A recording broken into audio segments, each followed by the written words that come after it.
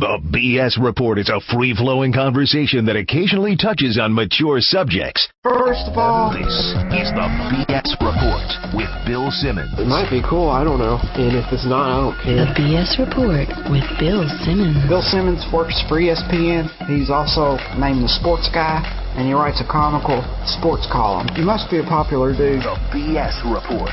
It's got a real dirty sound, like a rusty steak knife cutting through a well-aged steak. Now. Here's Bill Simmons. Welcome to the B.S. Report, Part 2 of what turned out to be a semi-mega NBA podcast. If you missed Part 1, I was with Brian Windhorst from ESPN.com talking about LeBron, Miami, and the Celtics series. Here's Part 2. We're going to talk to my buddy House. He's on the Subway Fresh Take hotline. Joe House. Hey, now. How you feeling? I mean, this has been 2.5 weeks of the best basketball we've ever watched in our lives. Yeah, it's been fantastic. I'm feeling great. How have you balanced that with your wife and your family? The beautiful thing is that the basketball has been on at very baby-friendly times. So like last night's Lakers-Mavs game, watched the whole thing. First minute to the last minute. Everybody was already in bed. Couple questions for you. Let's just bang these out. The Grizzlies can make the NBA Finals, right? I'm not imagining this. Oh, absolutely. Are you kidding? Yeah. They are a throwback team. They play. They've come to these playoffs playing a brand of basketball that's a winning style and brand of basketball. I think, I haven't looked at any of the statistics, but the feel I get from just watching the games is that they are pounding the ball inside.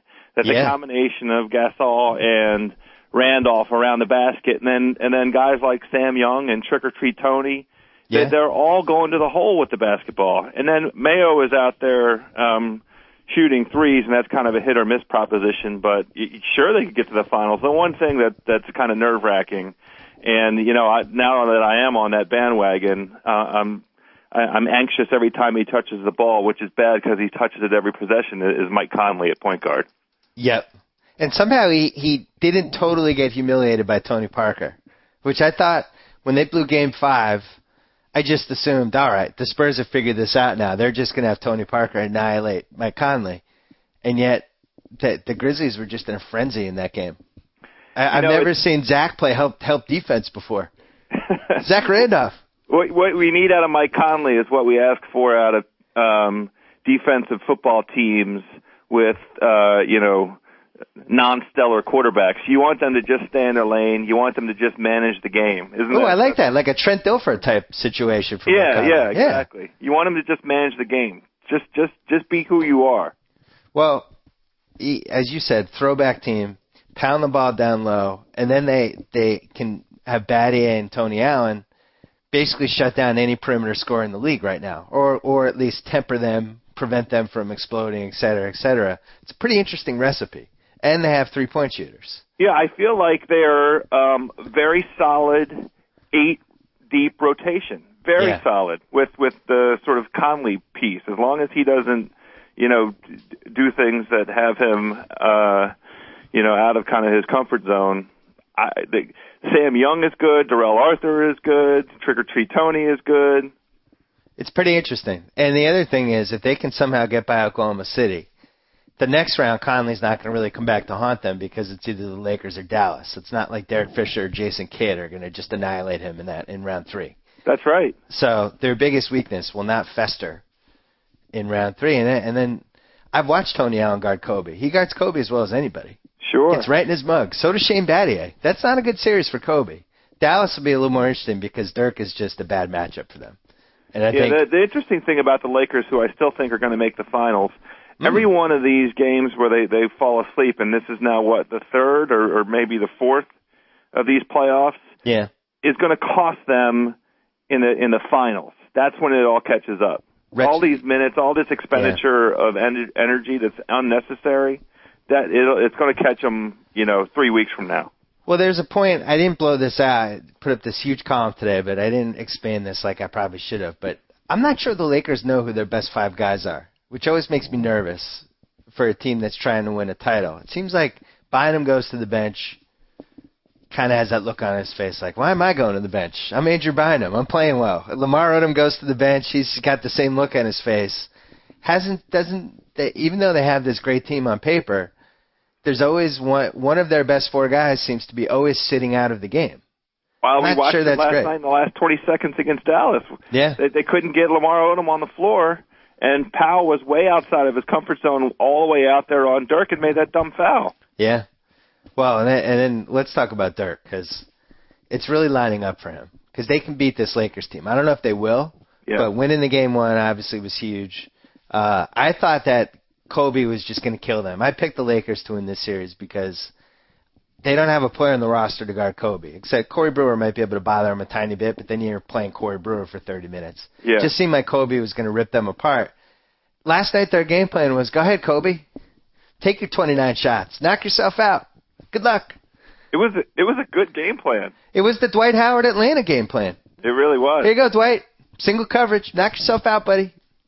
And I don't think the Lakers are good when Kobe shoots 29 shots. He made 14 of them. You know, it's not like statistically it was the wrong move, but I think it just throws that whole team off. They're at their best when he's in that 18-22 range. And they're at their best when he and he does this. He has exactly the right kind of sense for this. He senses that the team needs a pickup, and he rattles off 10 straight, or scores 14 points in a quarter, but ends up with 26 for the game. That's him at his best to me. Right, and I'm looking down the road at this series. Let's say Kobe averages 37 a game, which is conceivable because he's got Jason Kidd guarding him. Well, I don't want to interrupt you, but they'll lose if that's the case. Well, that's the thing. If he scores 37 a game and they lose, then the narrative becomes nobody else stepped up and helped Kobe. I don't think that's true. I think if he's scoring 37 a game, that's really bad for them, and they need to figure out how to exploit Nowitzki and take advantage of him and go after him and try to get him in foul trouble. Whoever he's guarding, I would post up. I would just post them up again and again and again and try to get fouls on Nowitzki and wear him out. That would be my game plan. I like that, and Lord knows there's no other team in the league maybe that has the bodies that can do that. That Dirk, even with switch-offs, is always going to end up on a big guy who has the ability to take him down low. But I guess to your larger point, if Kobe ends up averaging that many points, that's really a coaching failure. That means that Phil Jackson has fallen asleep in a way that we haven't seen him fall asleep in some time. Well, he didn't look he didn't look awake last night during that substitution fiasco. I continue to be mystified by the fact that Lamar Odom wasn't on the floor. It's weird. Well, at the end of that game, I just think he should play all the time. I agree with that too. God bless Bynum, but he shouldn't be on the floor in the last 4 minutes. He's been having a great year, but I don't know. I don't know what they do. And who do we think is their crunch time five? Their best crunch time five? To me, I always think they're at their best with Gasol and Odom. Although I would like to see them do a little Gasol, Odom, Bynum threesome, which they rarely experiment with. That's true. But if the sacrifice is Ron Artest, then fine. Also, nobody's been able to explain to me why they can't play Artest and Kobe at guards. Just screw the point guard. Yeah, both go of them super are capable big. of putting the ball up. Go super big last 5 minutes. But I do think that we might see a couple wrinkles from them. So, Oklahoma City. Yeah. Now, Sal and I really like Memphis in this series. We stayed away from a series wager, if gambling were legal, because Oklahoma City was getting the gift of getting to play Memphis 36 hours after they clinched against Spurs. Well, not just that part, but also at home. At home, you got a team that they had confetti falling on them a day and a half before. Usually that team mails in game one, and then game two we find out if it's going to be serious. Oklahoma City came out and punched them Memphis came out and punched them in the mouth. Yes. What does Oklahoma City do now? Because it seems like, almost seems like they should go small. Do you go small, and do you have Durant as the power forward and make Zach Randolph try to guard him? I don't know. I don't like that. I don't like it because Oklahoma City didn't lose because Durant, underperformed. Memphis is going to let Durant get his, I think. Well, I'm saying I don't think Zebo is a very good defensive player. You're kind of playing into their hands when you have Perkins out there. I guess what I'm saying, though, is Zebo can play equivalent defense to whoever was matched up on Durant on Sunday, and Memphis still throws the same problems at Oklahoma City. Oklahoma City's problem is defending Memphis, not scoring the basketball on their end. Well, that's my thing. It's like I don't think they're going to be able to defend Memphis. So I don't see a Ibaka? solution. Ibaka doesn't have the size yet to guard Randolph. And what He will about in Kendrick? 2 years? Kendrick's too slow. He might be too slow. Zach used and abused him. He said it after. He woofed after the game. He said, Kendrick can't guard me. He's too slow. He's too big. He's too slow. All I can do is foul me. When somebody's saying that after game one, you got to find an alternative. So, and I don't think Nick Collison. Zebo's a guy. I watched Zebo destroy them a couple months ago. Yeah. And filed that one away like, ooh, that's a team. It's just a bad matchup for Oklahoma City. Bad matchup. Memphis, I'm telling you. Let's go the other side. You feel like the Bulls don't have an extra gear. No, it's not the gear thing. We emailed about this a little bit last night. I actually was pretty impressed in the first round by the Bulls in terms of their tenacity and that was the Pacers came out and tried to punch them in the mouth, and the Bulls took it and then just kicked their butt because the Pacers didn't have anybody at the end of games there in crunch time to keep them even with the Bulls. I don't think it's a gear thing with the Bulls. I just get the sense, and Wilbon did a great job of this in his column today. They're just not ready. They just don't have the chops yet. There's that inconsistency at where's the scoring inside of 4 minutes from somebody other than Rose? Who's the reliable go-to that's not Derrick Rose? Well, in the thing I wrote today, I compared them a little to the 08 Celtics because it's a little different when all of a sudden you're the favorite. And there's a different level of expectations. There's a different level of pressure. The other team's a little more fired up to play you. There's a whole bunch of dynamics going on. And we saw with the 08 Celtics, it took them 14 games to get through Atlanta and Cleveland, who were just totally inferior to them. They couldn't get their crap together, I think, until midway through the next series against Detroit. Game 5 of the Detroit series was when they kind of got their sea legs, and all of a sudden they found that extra gear. And then you go back to the 99-2000 Lakers, kind of the same thing in the playoffs. They struggled. They didn't really know who they were. Everybody's going, are you going to do this? Am I going? And then finally the Portland come back, and then they were fine. I'm not putting Chicago on the level of those teams, but I do think, to me, I watch them, and they don't have their sea legs yet. And I think the key is Boozer. And Boozer needs to be their second guy, and why isn't he comfortable? That is the point. It should be Boozer. Boozer should be the guy. And he had a stretch last night when they battled back, when the Bulls battled back. And this is the thing on that gear point. They came back pretty easily against the Hawks. It wasn't kind of a gear question, but it was they couldn't sustain it all the way through to the end of the game. And some of that's got to be on Boozer's shoulders, right? Yeah. My dad and I were watching the end last night because he was visiting, and we don't understand this Atlanta thing at all. They look terrible down the stretch of the season. They have guys who they have a lot of those guys who take weird shots, guys who take the 18-footer when they shouldn't, and it just seems like that's not a team that should be taking care of business against Orlando and then winning a game one in Chicago. I don't totally understand. I know Joe Johnson was great last night. And maybe I would like for you, this is my pet project for you, who is their historical antecedent? Who are they most like? Because you've been using this irrational confidence. It's a whole team.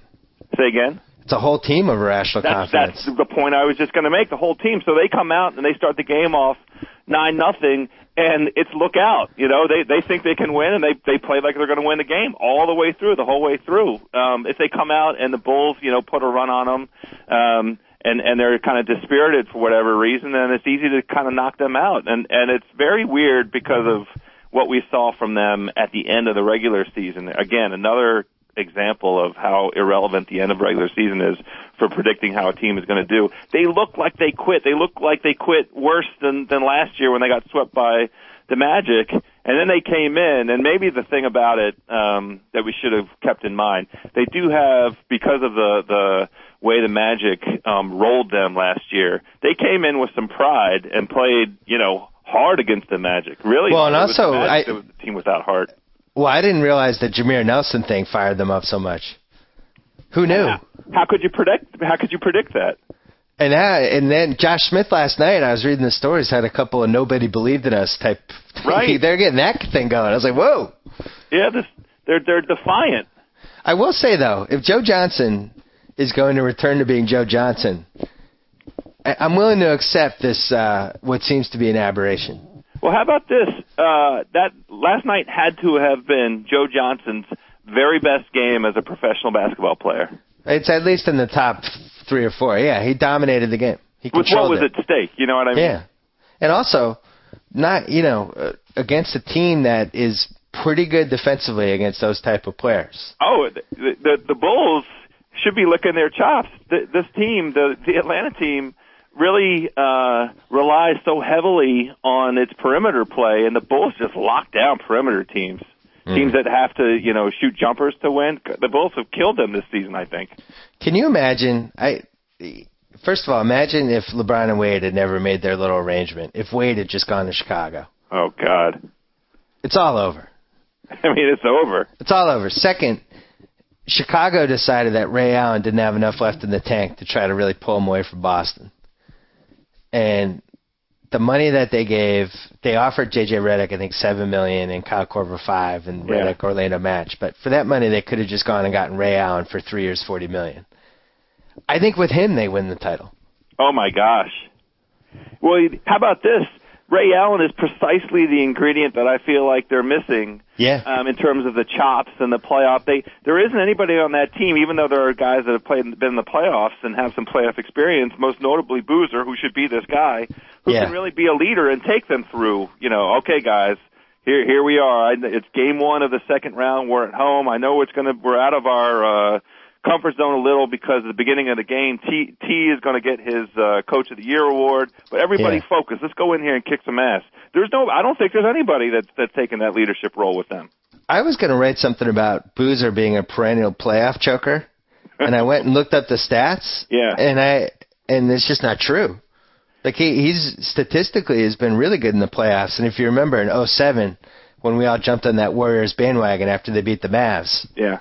Boozer and Darren Williams just devastated them. They had no answer for Boozer. So it's not like he hasn't done it on the big stage before. He averaged in the 2007 playoffs 17 games, 23.5 points, 12.2 rebounds.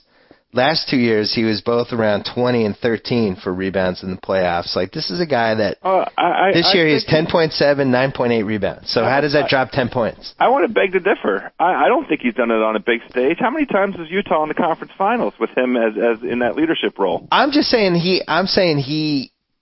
it's not like he's been Chris Bosh.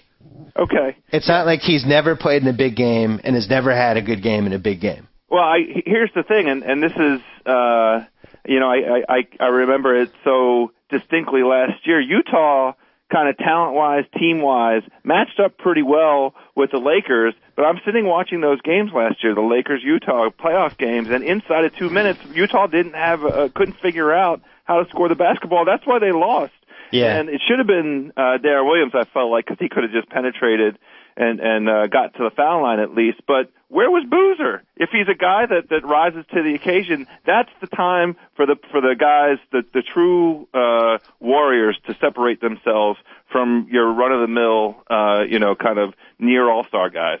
Yeah, last year, Game 3, Lakers, 14 points, 14 rebounds, 7 for 60 in shooting.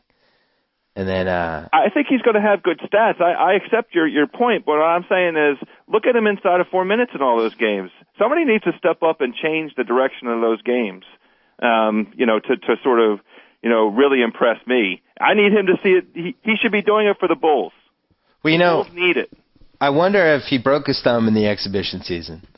He comes back basically 7-8 weeks into the season. Now it's Rose's team already. They kind of have an identity without him. Taj Gibson is getting his minutes. He's trying to fit in. He's the new guy. It doesn't seem like he ever totally had enough time to fit in, and then the Rose thing kind of took off. But I don't understand why they're not running the high screen with him and Rose I don't understand why that's not their crunch time play. I couldn't agree more. That's exactly right. Somebody needs to step up and be a veteran leader on the Bulls. Yeah. And I haven't seen it in 6 games, which is why I've been a little down on them. They still have all the talent in the world. I mean, I expect them to be in the Eastern Finals. And if something clicks with them, then, the Eastern Finals, who I'm afraid are going to be against the Heat, that's going to be a really interesting series. Explain yourself. Well, I thought it was going to be the Heat all along. I haven't seen. I'm not going to make any judgment based on Game 1 between the Heat and the Celtics because that series is going 7 games. There's no way, unless somebody gets hurt. I just can't see that series not going 7 games. And I just think that Game 7 is going to be a brawl, and it's going to be down in Miami. And I just go back to that old thing of Wade and LeBron inside of 4 minutes. What those two guys are capable of is unmatched in the whole league, and I just think that Miami is going to weather the storm over a 7-game series. But it's not because of anything that I'm seeing. Go ahead. Go to hell. That's what I was going to say. Keep going. Well, give me a little analysis. Give me something to change my mind. Well, I'll give you more analysis after Game 2. I want to see. Okay. It's so dependent on Rondo. Yeah. And Garnett just winning those 2 matchups, and they did it in Game 1. I don't think we'll see another James Jones 25-point explosion. Wade, that was the best he can play. Doesn't mean it won't happen again, but that was his best shot. And even after Pierce was thrown out, we were down 8. 4 minutes left. So it was his best shot. They needed to win. They needed to hold court in Game 1, and they kicked the Celtics' ass. Well, but they didn't really, though. The Celtics were lingering in that game, playing really badly. I'm just telling you what I'm holding my hat on. Okay, all right. It was a reckless Rondo performance. KG looked 45 years old. Yeah, KG did not look good. Pierce missed how many open shots? 10? We got wide open shots in that game. But everybody was talking about how it was a defensive battle. I was like, what game that's not the game I watched. I watched both teams miss a ton of open shots. Yes. And, that was my one takeaway from that game was I think these teams are going to score a lot more easily against one another than maybe I thought. I absolutely agree with you. I think Miami got wide open shots and Boston got wide open shots and just didn't make them. In fact, I want to look at the number. I might bet the over. I might like an over number tonight. I was looking at Atlanta's stats while we were talking. Yeah. They're only shooting 44% in the playoffs. It's not like they've caught fire. No. It's not like this is like, oh my God, these guys are playing out of their minds. It might just be a case. Aberration. Yeah. Might just be a case of Orlando just stunk. Well, and they look like they quit. That series was like, I called it the Tin Man Cup because which team without heart, which one was going to have less heart coming out, and it happened to be the Magic who, somewhere in there quit on Van Gundy, quit on themselves, and just wrote it out. Yeah, that was the Dennis Green Memorial. We were who you thought you were, who we thought you were. Series. It really Orlando. was. I think we see. Thought that, the funny thing was Reddick got hot for like half of one quarter. I was like, oh, maybe this is the thing that will spark them, and they'll go on a tear here. JJ took over a portion of one game, and the Magic won pretty easily. But nope, no such thing. It is interesting now. Atlanta wins one game because Jamal Crawford banked home a 3. Yeah. Atlanta wins another game because J.J. Redick, who is one of the best 4 shooters alive right now, missed a wide-open 23-footer. Yep. Wide open. That's a 2-game swing. All of a sudden, we're now in a Game 7. So there might have been a little more luck with this Atlanta thing than we realized, and that's why, I'm not willing to say they're going to beat Chicago yet. Oh, me either. I think they played really well. They got an awesome game from Joe Johnson. Yeah. And it was what it is. So the Celtics number, getting 5 points tonight, and the over is 181. Joey likes the over. Joey likes the over. Meanwhile, the Grizzlies are getting 6.5. The game. Grizzlies are getting 6.5. Apparently the Vegas didn't watch Game 1. Oh, 6.5. That's a little high. What do I know? I don't know anything, but it doesn't feel right to me. Well, I just think it's a terrible matchup for Oklahoma City. I agree. And then the Westbrook thing, they can throw trick-or-treat Tony on Westbrook if he gets hot. That's the other thing with him. So he can guard point guard, shooting guards, doesn't matter. And put Conley on whoever the, Thabo Cephalosha, whoever the hell's out there. That's 6.5. That's disrespectful. Kind of is. I don't, for whatever reason, people aren't buying Memphis. Sal and I were in on it that whole series. It was every game, everybody was waiting for the Spurs to click it on. I felt like Grizzlies were better the first half of game one. I was like, I remember. God. I called you. I was like, Grizzlies are going to win this series. You did. You guys had that great wager. I know. I'm sorry to bring it up. Maybe my worst loss ever. It was a bad I know I keep saying that, but that one, just to brag about the 20-1 Grizzlies in 5. I know. I remember calling you in the car the Friday before the playoffs and telling you about that, and you started laughing at it. I asked you how much you bet on it. I did laugh, and then you told me how much it was, and it was a reasonable number. Yeah, thank you. Yeah, but holy cow. And, the funny thing is, you're absolutely right. Halfway through the first half, it was like, oh, you might win that bet. Yeah, every shot was wide open. And, Gasol's getting wide open foul line jumpers. Zebo's getting layups and little jump hooks. And it just seemed like – and that's why I can't count the Celtics out yet, because I just thought they got great shots. And Rondo was sloppy with the ball. I'm not KG's not going to score 6 points again. I just think it's going to be a great series. It's going to be a 7-game series. It's going to be a war. Well, tell us what you think about LeBron's performance. I think as has been the case throughout this season, he sublimated to D-Wade, which is fine in the moment. He wasn't called on to do anything extraordinary. I think I believe his sort of sense of the game, his sense of the flow. His basketball IQ is through the roof. I think, we have 8 years worth of proof of that, and he did what he needed to do. The game was never seriously in doubt. Right. So what's your prediction? I think he played it great. I think he played a great game. Who's your finals right now? Heat Lakers. Same as before the playoffs started. Sticking with the Lakers. I think they're going to pay a price in the finals for all these lapses, these falling asleeps. But I think they're going to end up going 6 or 7 games with Dallas, and it's going to be a knockdown drag out. And I think that whoever comes out of that Grizzlies OKC series, I expect the Lakers to kind of catch form, kind of get themselves back to that brand of basketball where they rattled off, 14 straight wins after the All-Star break? Whatever that number was, where they were clicking on and firing all cylinders. And I just think when they're playing that way, they're the best in the West. I don't agree. Okay. I think it's the Memphis Grizzlies. Wow. I love it. I'll root for it. Now, it's interesting because the Lakers might be the one team that is kind of a bad matchup for the Grizzlies. Yeah. They can just throw those big bodies at them. Oh, all right. You have 2 big bodies here. We have 3. Yeah, it's true. And one team, the only team in the league that can D up that way, D up Memphis that way. But it is pretty. I don't remember. I mean, I guess the 07 Warriors were the last team that kind of the feel good sleeper out of nowhere. Yeah. But we all knew that one had a shelf life. They caught Dallas. Dallas was, they had lost the finals the year before. It was a bad matchup. You had the home crowd in Golden State. This feels different. You're going to be mad at me for saying this. The feel-good sleeper that really had a chance to go do some things and go some places and maybe was blocked by their coach was that Clippers team with Cassell and Yeah. That was just 4 years ago, where they really should have been in the Western Finals, but Phoenix. They would have played Dallas. Oh, that's right. Yeah, that would have been. It was 06. They would have played Dallas. And that would have been a great matchup. They should have beaten Phoenix, and they had a really good chance of beating Dallas because of Brand always did well against Nowitzki.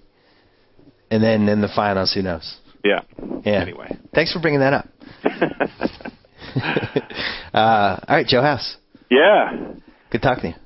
Thanks for writing a column finally. You're welcome. It's only been a month.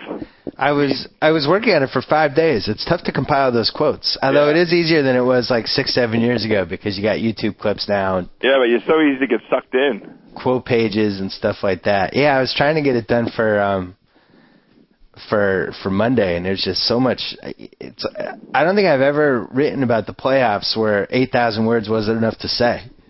I felt like I could have gone for 10. Yeah. I had more in me. I left some on the table. I did the Milton Berle. Well, you save it up. Break some out here, next week. Well, one more thing. Let's break down 5 most compelling figures right now in these playoffs. 5 most compelling figures. Because my number one might be different from your number one. Oh, wow. My number one for sure is Zach Randolph. Oh. I had him too. Okay. You want me to do 5? Well, I'll tell you who my number one was. Yeah, go ahead. I think it's Dirk Nowitzki. Oh, great one. I think he has the most to gain from these playoffs. When you just look at, you could say LeBron, because if LeBron wins the title, the Miami thing, but there's always going to be that undercurrent of, well, he needed Wade to do it, or Wade was really their best player. He kind of rode the coattails. If Dirk wins the freaking title with the freaking team that he has right now, sorry to use 2 freakins, it's amazing. It's amazing. That team is borderline washed up. They play really well together, but everything they do hinges on how good he is in the last 5 minutes of the game and how easy it is for him to score no matter who's guarding him. I feel like everything for him from this point forward is gravy. Really? I feel like he's already kind of he has fully 100%, 110% rehabilitated himself from 2007 collapse. Because he just keeps doing it. He just keeps doing it. They keep winning 50 games a year. They keep being competitive in the playoffs. But if they win the title, that moves him over Malone and over Barkley. He leapfrogs the guys. That's unbelievable. Wow. He leapfrogs them. Those guys never won a title. I know. And he would be in 2 finals. And also, to win a title this season, which, probably the most competitive NBA season in 18 years, is so much more impressive than Malone making the finals in 97 and 98 when the league was just so bad. Yeah. And it's like there's no comparison. That was a transition era for the league. And for Dirk to do it with Jason Kidd, who doesn't even drive to the basket anymore, J.J. Barea, who's 5'2", yeah, Tyson Chandler can't shoot, Sean Marion, who was better 5 years ago, right? You go on down the line, I just think, wow, and then to go into the Lions Den and potentially beat the Lakers when they've never played them in a playoff series. So I'd go 1 for him, I'd go 2 for a very close 2 for Mr. Zach Randolph. Yeah. And then I think Derrick Rose is 3. Oh, I have Kevin Durant up there in that 3 number, just because of the performance. I mean, he has removed all doubt. He is, one of the top 3 players in the league and a scorer unlike anything we've seen. I mean, I'm going to say it. I don't care. Since MJ, a scorer, unlike anything since MJ. Huh. I don't know if I can debate it. Yeah. The performance in the Denver Game 5 was way, way up there. I still think 2006 Kobe, and it's a shame that he was wasted on such a crappy team, and I know he was in Teen Wolf mode that whole time, but that guy was ridiculous. Yeah, that guy could shoot 25-footers and get to the rim anytime he wanted. So I don't know if I'd put Durant over him. So Durant's in the discussion, though. Yeah, what he did to Denver in Game 5 and what he can do for a quarter at a time is pretty freaking good. Yeah. I'm with you. Okay. So I had Rose 3 just because I think if they blow this series, it's not good for him. And I'm not saying it makes me think less of him. I just think he had so much momentum, and I would hate to see. I just like the guy. I think what he does for that team is just hasn't been discussed enough, and everybody tried to break it down with stats on stupid stuff. And he did exactly what he was supposed to do against the Pacers. He's their whole offense. Every single thing we saw with our own eyes all season long. It's where they're going in the last 5 minutes. Right. It's not like they're going to run a play for Joakim Noah. And they didn't. At least Durant has, maybe Westbrook will take a shot. Maybe they'll run a 15-footer for Serge. There's a little bit of uncertainty with Chicago. It's just like, here we go, 1-on-5. Yeah. We don't have any other options. So I would like to see him for what his career I think is going to mean, I would like to see him get to the next round. I think getting bumped by this fly-by-night Atlanta team, I don't think that's... I don't see it happening. I think it's going to go 6 games, and I think the Bulls are going to win, and then the Bulls will lose.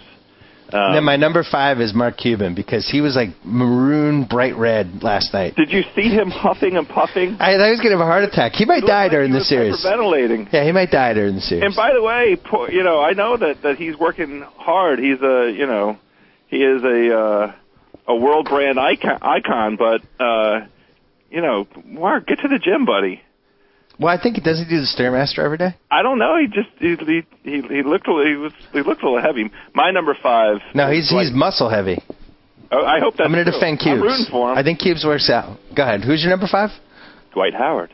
Well, it's over though. I'm saying compelling right now. Oh. Well, I mean, going forward, because the league is going to change. Well, he's going to change teams. With him. He's going to go somewhere, and it's going to be dramatic. My dad is already thinking about what jersey he's going to wear for the Celtics. Who can the Celtics give back? We have the cap space after 2012. Oh, I see. We're available. All right. We'll be able to put together the Rondo-Dwight Howard combo that nobody will be able to shoot in the last 4 minutes. Ray Allen will have to be in the team till he's 48. Have somebody run plays for it. Yeah, no, we'd have, I think, Pierce, Rondo, and like 2 other guys under contract after 2012. My number 5 then on your criteria is LeBron. Oh. Because this is it. Probably should be higher. Career defining. Yeah. We're at a career defining moment for him. And still not wrote a great article about it last week. Still not a post-up move to be seen from him. Maybe that's this off season. I'd like to every off season. Here's an idea, LeBron. Instead of filming a documentary or going to China to promote your shoe or whatever you're going to do, I'd get to the gym. Get to the gym. It should be him on those YouTubes with Hakeem. Yeah. Him and Hakeem. Wow, that would be great. 2 guys with enormous basketball IQs. He also has a much better chance of learning how to be a really good low post scorer than Dwight Howard does. That's a fact.